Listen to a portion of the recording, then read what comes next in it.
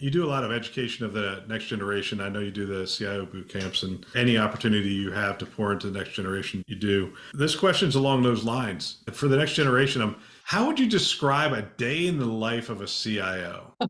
So there's a double-edged sword to that, right? Because I can describe how I look at it right now. And I think about it from a strategic level of how am I, like in Hamilton, how am I invited into the room and how do I get to be at the table? To me, that's key in terms of what I do. Now, it's dangerous because I grew up in the IT space. And so I'm dangerous enough to know the application side and the network side and program management and stuff. And so I can ask some really detailed, pointed questions, which it makes people very nervous. And I did some consulting work for you at a previous company. Yeah, you do ask pointed questions. To look at you and you're micromanaging. And I'm like, no, I'm zooming in and then I zoom out. And if I'm comfortable in the zooming in with you, I will keep zooming out. So I have a better picture and a trust level with how you're doing. So that's how I operate, right?